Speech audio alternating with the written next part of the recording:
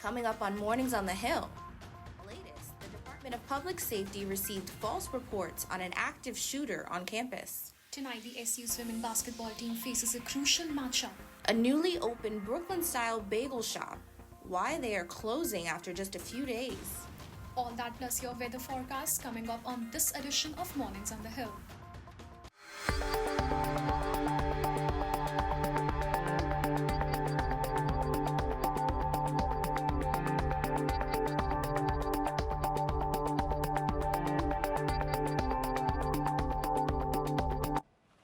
Good morning. I'm Kristen Lilly. Thanks for joining us for Mornings on the Hill.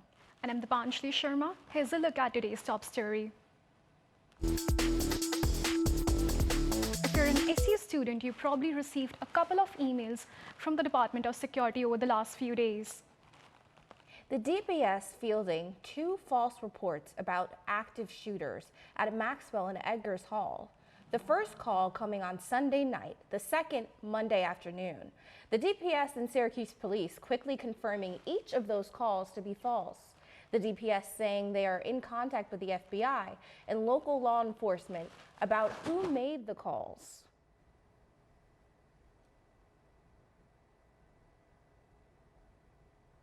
Well, SU basketball suffered a tough loss on Saturday, and it won't get any easier for the Orange with North Carolina coming to the Dome tonight.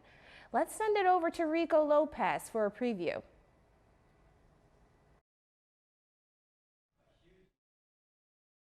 As North Carolina travels to the JMA Dome. SU lost 3 of their last 4 and is struggling against conference.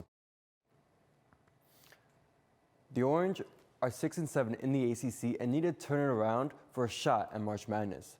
The last time these two played, Syracuse had one of the worst losses in program history, losing by 36 in January. I'll be back with a full update soon. Back to you on the desk. One Syracuse organization is doing all they can to combat food insecurity. Zach Priest fills us in on what's happening on North State Street. Zach. Thanks, guys. Yeah, Syracuse is one of the national hubs of poverty, with 12.7% of Syracuse families making less than $10,000 a year, according to Census Bureau data from September of 2022. But this isn't the end of the story. Numbers may seem grim, but at 215 North State Street, hope rises. It provides a lot of hope. It provides a lot of warmth. For 41 years, the Samaritan Center in Syracuse has been providing food to anyone wanting or needing a meal. Chongo Osborne I got some ziti right here that I need to put in the oven. is one of many who work or volunteer here, blessing those in need with good food every day of the year. And the food's great, but there's more than just the food being served up here at the Samaritan Center at 215 North State Street. I think it's a big community that that people that do come here, and they can meet people and talk to people and and just sit and talk. Jeffrey and Glenda are regulars here at the Samaritan Center, but they're more than just guests in the eyes of Osborne. Come here just to chit chat with the other guests, because some of the guests is their friends. We have some people that just come in just to get some coffee. Which is why Osborne, who originally saw this as just a job, now says this might just be his calling. It gives you a warm feeling that is unexplainable. It's really unexplainable. So, if the statistics just seem too grim, look beyond the stats to those like Chongo Osborne. It's really unexplainable. I never would have thought that I would probably be doing something like this, and now it's just like, I don't know when I'm gonna stop going. What a story. Reporting for Mornings on the Hill, I'm Zachary Priest. Back to you guys. A new bagel business on Marshall Street may have been too successful. Only days after Schoolyard Bagels opened, the store quickly closed. It may have been a case of too many customers and not enough bagels. The store posted on social media a statement explaining their dilemma. The store is expected to reopen soon, but as of this morning, the doors are still closed. Despite the overwhelming turnout, we realized we were not as prepared as we thought we were, leading to longer wait times than anyone should expect. This is not a goodbye, but a short break to ensure when we return, we do so stronger and more ready than ever to welcome you back with open arms and faster service. After a week of sunshine, cloudy skies now cover Syracuse. That's right, Kristen. Our weatherwoman, Zadozia Duffy, is outside live on the current forecast. Good morning. That is right. It is cold and cloudy here in Hughes. We are chilling right now at 30 degrees, and it feels exactly like that with winds going 2 miles per hour. Listen, the wind may not be winding too much, but we feel the cold out here. While it is cold and cloudy here in Syracuse, New York City is getting slammed with snow right now. More on weather coming up in just a little bit. I'm Zatazia Duffy with Mornings on the Hill. Thank you, and let's take it back to the studio. A Central New York artist is helping to save the environment one art piece at a time. Our Whitney Williams explains how Pat Wilson's environmentally sustainable collages can affect change. Whitney? Dipanjali, Pat Wilson is a Liverpool-based artist who uses discarded materials to create her masterpieces, just like the one you see here. Her message is simple. Art can be easy, affordable, and beautiful, all while being environmentally friendly.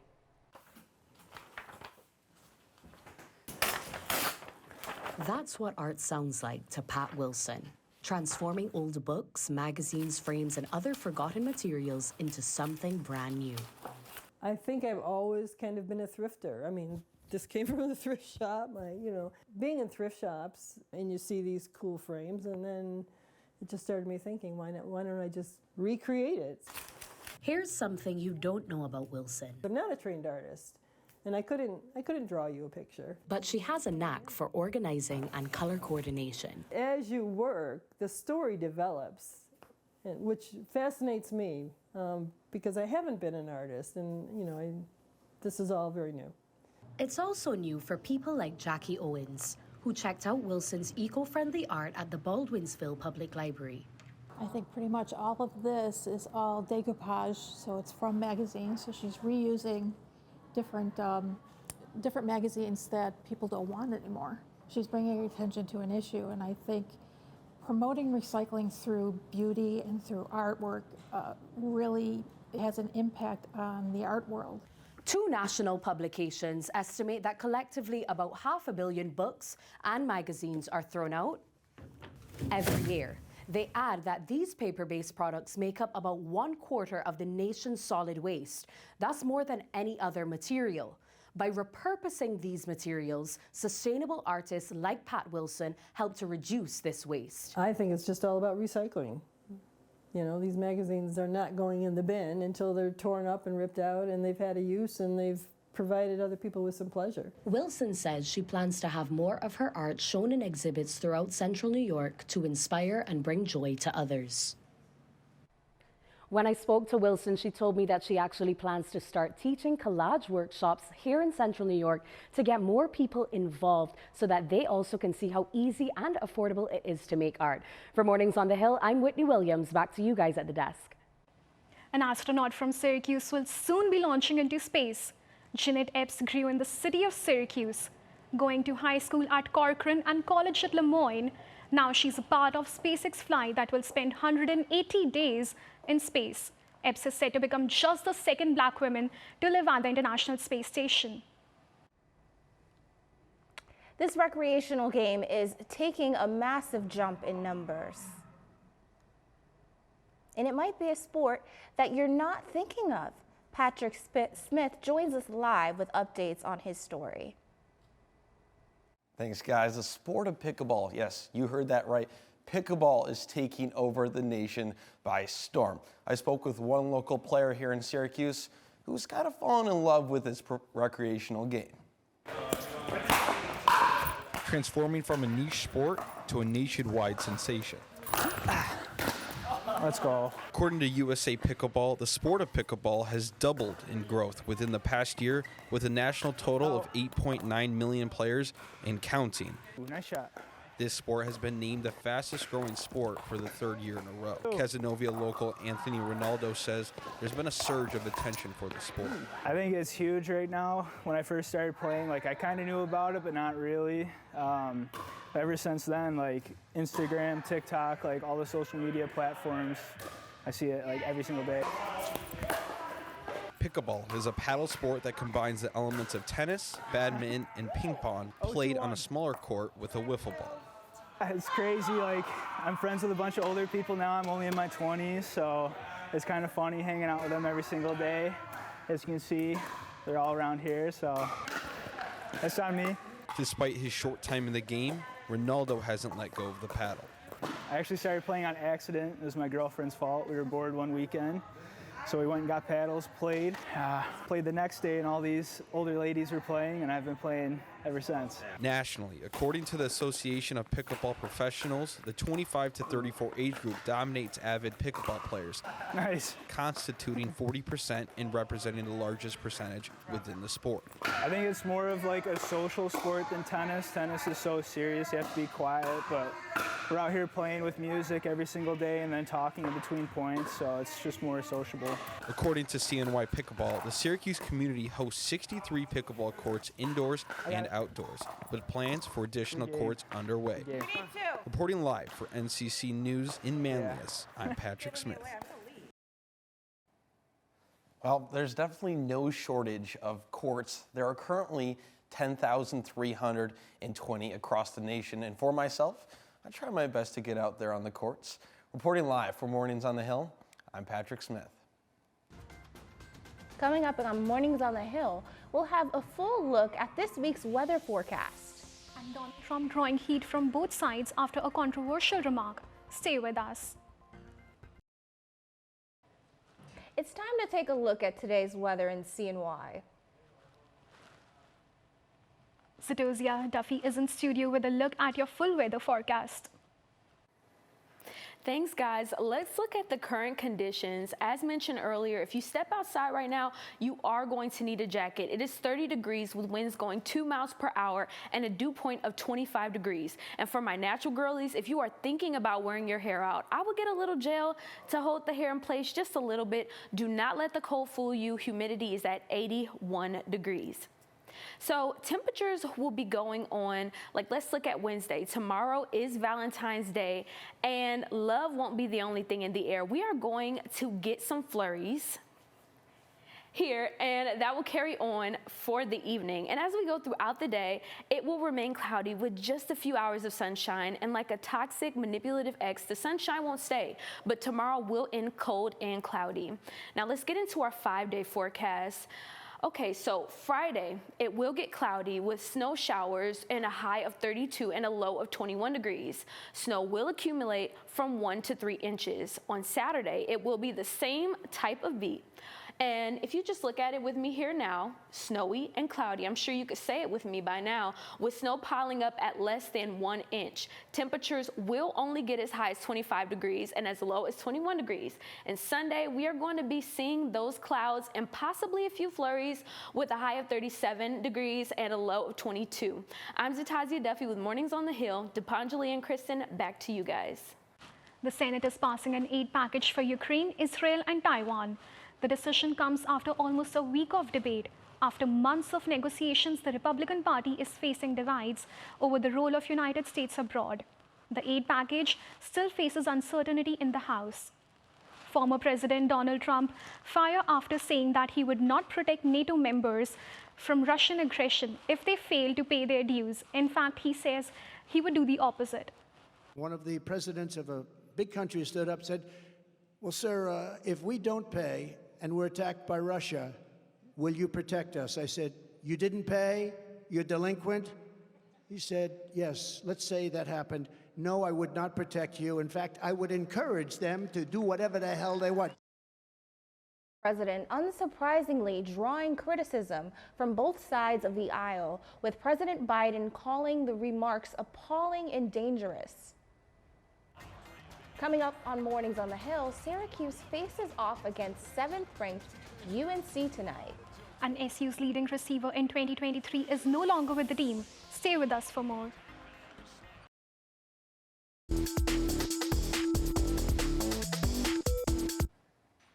The Syracuse basketball season is in a tailspin, losing 3 of their last 4, but Coach Autry and the Orange look to turn around tonight. Good morning, I'm Rico Lopez with your Orange Sports Update here on Mornings on the Hill.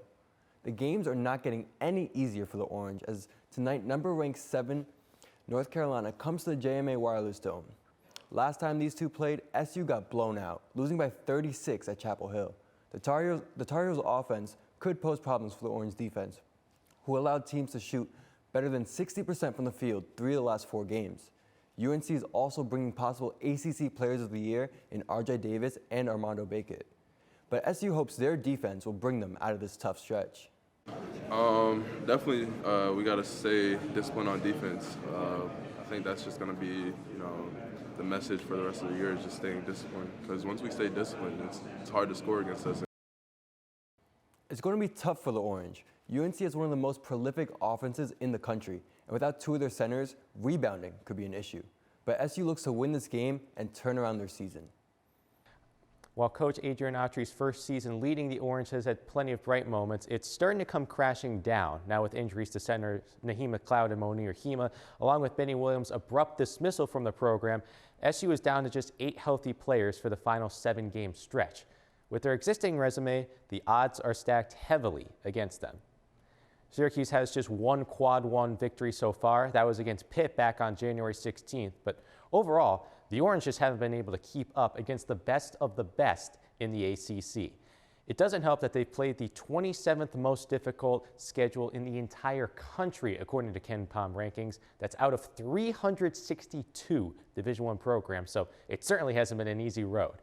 UNC and Clemson are the remaining quad 1 opponents on the schedule, while NC State and Virginia Tech are quad 2. For the other basketball team on campus, it's a completely different story. Felicia Liggett-Jack's women's team has made a huge jump in her second season. They just took down number 15 Louisville in yet another come-from-behind victory on Sunday. That's propelled the Orange to number 19 nationally, their highest ranking since December of 2020.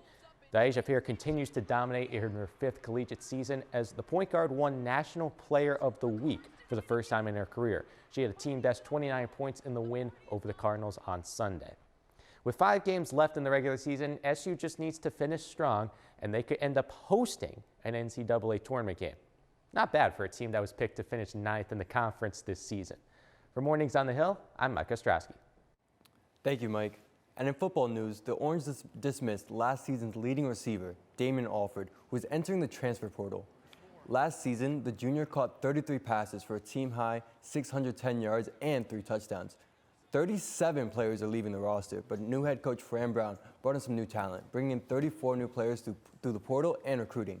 SU also retained key players like tight end Ron Gadsden II, defensive back Justin Barron, and linebacker Marlo Wax. And that's all the time we have for you in sports. Back to you on the desk. Thank you. Still here to come on Mornings on the Hill, a new Barbie exhibit in Rochester. Stay with us. That story and more just ahead. Barbie is paying a visit to Rochester neighborhoods. Until May 12th, more than 50 Barbies are on display at the Strong National Museum of Play. Josh Crawford reports on this popular exhibit coming with a strong, positive message for kids. Thanks to Panjali. About 90 minutes to our west, excitement is building for some positive entertainment, and parents are thrilled to have their kids laughing and learning simultaneously. Here, on the corner of Chestnut and Adventure Place in Rochester, sits the Strong National Museum of Play. Recently, the museum got a new exhibit that's already very popular, the Barbie You Can Be Anything experience. Having only been here for 3 weeks, it has parents and kids alike buzzing. With the popularity of the Barbie movie in the last year, I think Barbie's really sort of risen back up into the top of the conversation. That's Shane Reinwald, Senior Director of Public Relations here at the Strong Museum. He's had a first-hand view of the effect that the exhibit has already had on the children of Rochester. And there are probably only a handful of toys that you could look at that have had the impact that Barbie has had on the toy world. Here, you can learn the stories of female pioneers such as jazz musician Ella Fitzgerald, Olympic gold medalist Lori Hernandez, and aviator Amelia Earhart. You see a lot of smiles on the kids' faces as they go into it. But more importantly than that, it's the opportunity that the exhibit affords for the kids to go and essentially test out different career opportunities. So Barbie has been the president, she's been a doctor, she's been a chef, she's been a pilot. So there are different sections where kids, if you're creative, if you're more of a leader, that you can kind of go off into those zones. This is John Lewis, Rochester native and father to Mozzie, that 3-year-old with the heartwarming smile you just saw. He's not letting gender stereotypes get in the way of Mozzie's growth. You have to let go of those kinds of ideas because the child's going to grow in such a unique and wonderful way if they don't have those kind of boundaries. For parents and children alike, the Barbie exhibit is a chance to find inspiration and perhaps learn a new thing or two about living out your dreams. While many would consider the exhibit purely just for girls, for a kid like Mozzie, and perhaps myself, maybe we can learn a new thing or two. For a community that can sometimes be short on hope, this is the perfect light to bring to Rochester's youth. Josh Crawford, NCC News. As you all can see, there's no limits on who can be inspired by Barbie and her exhibit. For Mornings on the Hill, I'm Josh Crawford. Thank you, Josh. Did you get a chance to see the Barbie movie? I did, and I loved it. I think it was inspirational, motivational, emotional. It was amazing. I agree. Well, that's going to be it for us this Wednesday on Mornings on the Hill. I'm Kristen Lilly.